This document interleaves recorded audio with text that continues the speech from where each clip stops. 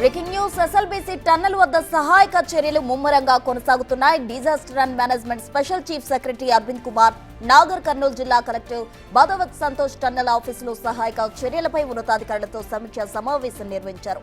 Tunnel సహాయక చర్యల్లో అనుసరించాల్సిన విధి విధానాలు, రోబోటిక్స్, మెకానికల్ పరికరాల వినియోగం, మట్టి తొలగింపు ప్రక్రియ, భద్రతా చర్యలపై విస్తృతంగా చర్చించారు. హైదరాబాద్ కు చెందిన యాన్వి రోబోటిక్స్ సంస్థకు చెందిన ఏఐ బేస్డ్ కెమెరా సదుపాయం గల రోబోతో పాటు సంస్థ ప్రతినిధులు విజయ్, అక్షయ్లు లోకో ట్రైన్లో సొరంగంలోకి వెళ్లారు. యాన్వి రోబోటిక్స్ సంస్థకు చెందిన ప్రతినిధుల దగ్గర ఆఫీసులో కమ్యూనికేషన్ వ్యవస్థ ఏర్పాటు చేశారు.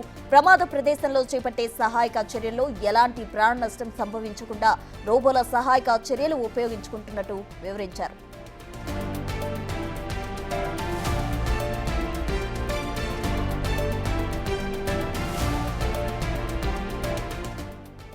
ఎస్ఎల్బీసీ టన్నెల్లో సహాయక చర్యలకు సంబంధించి పూర్తి వివరాలు మా ప్రతినిధి శంకర్ ఎస్ఎల్బీసీ టన్నెల్ దగ్గర నుంచి అందించేందుకు సిద్ధంగా ఉన్నారు. శంకర్, చెప్పండి. అయితే ఇప్పటికీ 18వ రోజు గడుస్తుంది. నిన్న ఒక మృతదేహం అయితే లభ్యమైంది. ఇంకా 7 మృతదేహాల కోసం అయితే గాలింపు చర్యలు, అలాగే రోబోలను కూడా రంగంలోకి దించుతున్నట్టు తెలుస్తుంది. డీటెయిల్స్ ఏంటి? ప్రస్తుతం ఇప్పటికీ 18వ రోజు రెస్క్యూ ఆపరేషన్ ఎస్ఎల్బీసీ టన్నెల్ దగ్గర కొనసాగుతుంది. మొత్తంగా రాష్ట్ర ప్రభుత్వం నిర్ణయం మేరకు రోబోల సహాయంతో ఈ రెస్క్యూను నిర్వహించేందుకు ముందుకు వెళ్తున్నటువంటి పరిస్థితి ఎస్ఎల్బీసీ టన్నెల్ దగ్గర కనిపిస్తుంది. దీంతో ఉదయాన్నే ఏదైతే యాన్వి రోబోటిక్స్ సంస్థకు చెందినటువంటి సంస్థ ప్రతినిధులంతా కూడా టన్నెల్ దగ్గరికి రావడం జరిగింది. ఆ బృందంలో ఉన్నటువంటి 6గురిలో 2 సభ్యులు కూడా లోకో ట్రైన్లో ఎక్కడైతే ప్రమాదం జరిగిందో ఆ ఘటనా స్థలానికి వెళ్ళి అక్కడ రోబోల వినియోగానికి సంబంధించి మొత్తంగా అధ్యయనం చేసినటువంటి పరిస్థితి టన్నెల్ దగ్గర ప్రజెంట్ కనిపిస్తుంది. ఇక ముఖ్యంగా ఏదైతే రోబోటిక్ డిజాస్టర్ మేనేజ్మెంట్కి సంబంధించి మొత్తంగా వాళ్ళతో పూర్తి స్థాయిలో ఇప్పటికే నేషనల్ డిజాస్టర్కి సంబంధించినటువంటి అరవింద్ కుమార్ సైతం కూడా వాళ్ళతో సమీక్ష సమావేశాలు జరుపుతున్నారు. ఎందుకంటే రోబోటిక్ ద్వారా ఎట్లాంటి పనులు చేయవచ్చు, రోబోలను ఏ విధంగా ఈ రెస్క్యూలో ఉపయోగించుకునే క్రమంలో కూడా వాళ్ళతో చర్చలు జరుపుతున్నారు. ఇక ముఖ్యంగా హైదరాబాద్కు సంబంధించినటువంటి యాన్వి రోబోటిక్ సంస్థలో ప్రధానంగా ఏఐకి సంబంధించినటువంటి ఒక ముఖ్యమైనటువంటి కెమెరా ద్వారా కూడా ఈ యొక్క రోబోల రెస్క్యూ ఆపరేషన్ను పరిశీలించనున్నారు.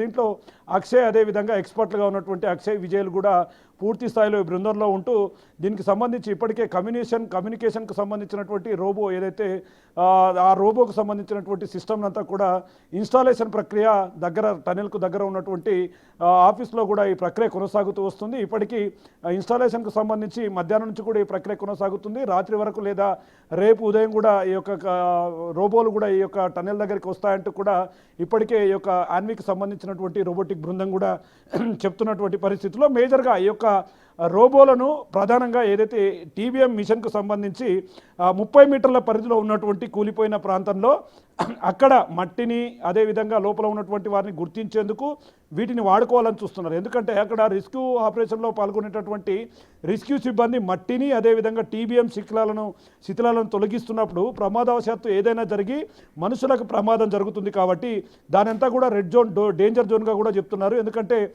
ఇప్పటి వరకు దాదాపు 50 మీటర్ల వరకే అది కనిపిస్తుంది. సుమారు 50 మీటర్ల దగ్గరలో ఉన్న రెస్క్యూ టీం అంతా కూడా ఇక్కడి 50 మీటర్ల లోపల తవ్వచ్చు, కానీ 50 మీటర్ల అవతలకి వెళ్ళాలంటే మాత్రం కాస్త రెస్క్యూగా మారుతుంది. కాబట్టి ఖచ్చితంగా ఇది సున్నితమైన వ్యవహారం. అందుకే రోబోల వినియోగంపై అధికారులు దృష్టి సారిస్తున్నారు. ఇప్పటికే క్యాడావర్ డాగ్స్కు సంబంధించి అవి గుర్తించినటువంటి 2 ప్రాంతాల్లో D2లో గురుప్రీత్ సింగ్ మృతదేహం లభ్యం కావడం, D1లో కూడా ఇప్పటికీ తవ్వకాలు దాదాపు 9 మీటర్ల మేర కూడా కొనసాగుతున్నాయి. మరొకసారి క్యాడావర్ డాగ్స్ కూడా మధ్యాహ్నం లోపలికి వెళ్ళాయి లోకో ట్రైన్లో. మిగతా ప్రమాదం జరిగినటువంటి ప్రాంతంలో ఇంకెక్కడైనా ఈ యొక్క మనుషులకు సంబంధించినటువంటి ఆనవాళ్ళు ఉంటాయా, వారి మృతదేహాలకు సంబంధించినటువంటి ఆనవాళ్ళను గుర్తించే పనులు అయితే క్యాడావర్ డాగ్స్ ప్రధాన పాత్ర పోషిస్తున్నటువంటి పరిస్థితి ఇక్కడ కనిపిస్తుంది. దీనికి సంబంధించి ఇప్పటికే లోకో ట్రైన్లలో ప్లాస్మా కట్టింగ్కి సంబంధించి, అదేవిధంగా థర్మల్ కట్టింగ్కి సంబంధించి నీటిలో కూడా కట్ చేసే లేటెస్ట్ టెక్నాలజీని యూజ్ చేస్తున్నారు. మరో 2-3 రోజుల్లో కూడా మిగతా వారిని గుర్తిస్తాము, వారికి సంబంధించినటువంటి ఆచూకీ తీసుకొని అవి బయటికి తీసుకురావడంతో పాటు వారి కుటుంబ సభ్యులకు అప్పచెప్తామని చెప్పి రాష్ట్ర ప్రభుత్వం చెప్తున్నటువంటి పరిస్థితి ఎస్ఎల్బీసీ టన్నెల్ దగ్గర కనిపిస్తుంది. ఇక ఓవరాల్ ఎపిసోడ్లో మాత్రం మొత్తంగా రెస్క్యూని మాత్రం రాష్ట్ర ప్రభుత్వం చాలా ప్రతిష్టాత్మకంగా తీసుకున్నది. ఎందుకంటే ఈ టన్నెల్ భవిష్యత్తు కూడా ఆధారపడి ఉంటుంది. దీంతోపాటు చనిపోయిన వారి కుటుంబాలకు ఇప్పటికే నష్టపరిహారంతో పాటు వాళ్ళకి కుటుంబానికి రాష్ట్ర ప్రభుత్వం వైపు కంపెనీ నుంచి అండగా ఉంటామని చెప్తున్నటువంటి పరిస్థితి ఇక్కడ కనిపిస్తుంది. ప్రస్తుతం ఓవరాల్గా మరి రేపు ఈరోజు సాయంత్రం లేదా రేపు మధ్యాహ్నం తర్వాత కూడా రోబోలు ఇక్కడికి రాబోతాయని చెప్తున్నారు. మరి రోబోలు ప్రస్తుతం శంకర్, క్యాడవర్ డాగ్స్ గుర్తించిన రెండవ ప్రాంతంలో నీరు, బురద, మట్టి ఎక్కువగా పేరుకుపోవడం అక్కడ ఒక సవాల్గా మారిందని చెప్పుకోవచ్చు. అయితే అదంతా క్లియర్ చేయడానికి ఎంత సమయం పడుతుంది? అలాగే మొత్తం ఈ రోజు ఎంతమంది సిబ్బంది సొరంగంలోకి వెళ్లారు? ఎస్ ప్రసన్న, ఎప్పుడైతే డే 1 రోజు ప్రమాదం జరిగిన వెంటనే ఎక్కడైతే 13.85 కిలోమీటర్ల దగ్గర ప్రమాదం జరిగింది, అక్కడి నుంచి దాదాపు 200 మీటర్ల మేర, అంటే దాదాపు 20 మీటర్ల మేర మట్టి, అదేవిధంగా వాటర్ వచ్చింది. అది 11వ కిలోమీటర్ వరకు కూడా లోకో ట్రైన్ 11 కిలోమీటర్ల వరకే లోకో ట్రైన్ వెళ్ళేది. కానీ అక్కడ నుంచి రెస్క్యూ అంతా సీరియస్గా కొనసాగించారు. 150 మంది బృందం, 12 బృందాలతో కలిపినటువంటి 150 మంది రెస్క్యూ సిబ్బంది షిఫ్టుల వైజ్గా పనిచేస్తున్నారు. ప్రస్తుతం లోకో ట్రైను 13.5 కిలోమీటర్ల వరకు వెళ్లేందుకు దానికి సంబంధించినటువంటి ట్రాక్ను సర్చ్ చేయడం, అదేవిధంగా మధ్యలో ఉన్నటువంటి బురదను ఇదంతా తీసేస్తూ వస్తున్నారు. కానీ ఇప్పుడు మనం అనుకున్నట్లుగా ఎక్కడైతే ప్రధానంగా ఆ టీబీఎం ముందు భాగంలో, అంటే 30 మీటర్ల ప్రాంతంలో ఫస్ట్ క్యాబిన్లో జరిగినటువంటి ప్రమాద ఘటన దగ్గర ఊట నీరు అనేది ఎక్కువగా ఉంది. దాదాపు నిమిషానికి గతంలో 5,000 లీటర్లు ఉండేది, కానీ దాన్ని ఇప్పుడు రూట్ మళ్లించి బయటికి డీవాటరింగ్ చేస్తున్నారు. అక్కడ నిమిషానికి 3,000 లీటర్ల చొప్పున కూడా వాటర్ అంతా కూడా ఉబికి వస్తుంది. కాబట్టి ఎక్కడైతే ఎస్కేప్ కావడానికి టీబీఎం మిషన్కి సంబంధించి ఎడమ భాగం వైపు తప్పించుకోవడానికి ఆస్కారం ఉంది. ఆ ప్రాంతంలో గతంలో వాటర్ లేదు, కానీ అక్కడ తవ్వాలంటే ఆ వాటర్ అంతా కూడా రైట్ సైడ్ నుంచి డైవర్ట్ చేసి దాన్ని డీవాటరింగ్గా చేస్తున్నారు. లోపల పెద్ద హార్స్ పవర్స్ ఉన్నటువంటి మోటార్ల సాయంతో ఎప్పటికప్పుడు నీరు ఉండకుండా చూస్తున్నారు. ఇక ర్యాట్ హోల్ మైనర్స్ గుర్తించిన ప్రాంతాల్లో కూడా తవ్వకాలు చేపడుతున్నటువంటి పరిస్థితి.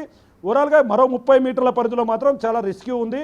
దానికి సంబంధించి మట్టి కూలకుండా ఉదయం నుంచి కూడా పెద్ద క్రెయిన్ల సాయంతో లోకో ట్రైన్లో ఒక కట్టెలను కూడా లోపలికి పంపించారు. అవి చాలా బలమైనటువంటి కట్టెలు, ఇవన్నీ కూడా అడ్డంగా పెట్టి రెస్క్యూ ఆపరేషన్ కొనసాగించేందుకైతే ముందుకు వెళ్తున్నటువంటి పరిస్థితి.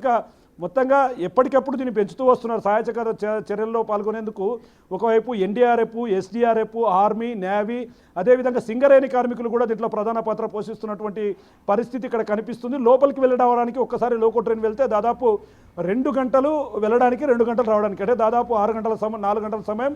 అక్కడ రెస్క్యూ నిర్వహించడానికి ఎవరైనా సిబ్బంది వెళితే వారికి దాదాపు బయటికి రావడానికి 6 గంటల సమయం పడుతుంది. కాబట్టి చాలా లోపల ఉండడం, అదేవిధంగా చాలా రెస్క్యూతో కూడుకున్నటువంటి ఆపరేషన్ కాబట్టి ఆచితూచి వ్యవహరిస్తూ అధికారులు ముందుకు వెళ్తారు. ఇక జియోలాజికల్ సంబంధించి అదేవిధంగా ఎన్జీఆర్ఐ సభ్యులు, సిస్మాలజీ బృందం కూడా దీని మీద ఓవరాల్గా ఎప్పటికప్పుడు నిఘాతో ముందుకు వెళ్తున్నారు. ఎక్కడైనా మరోసారి ప్రమాదం జరిగితే ఏ విధంగా మనం జాగ్రత్తగా ఉండాలనే కోణంలో కూడా ముందుకు వెళ్తున్నటువంటి పరిస్థితి. ఇక ఓవరాల్గా అక్కడ రెస్క్యూలో ఉన్నటువంటి వారిని ప్రమాద బారిన పడకుండా రోబోలను రంగంలోకి దించి లోపల చిక్కుకున్న వారి కోసం పూర్తి స్థాయిలో ప్రయత్నాలు మొదలు చేసినటువంటి పరిస్థితి ప్రజెంట్ టన్నెల్ దగ్గర ఉంది. ప్రస్తుతం రైట్ శంకర్, థ్యాంక్ యూ.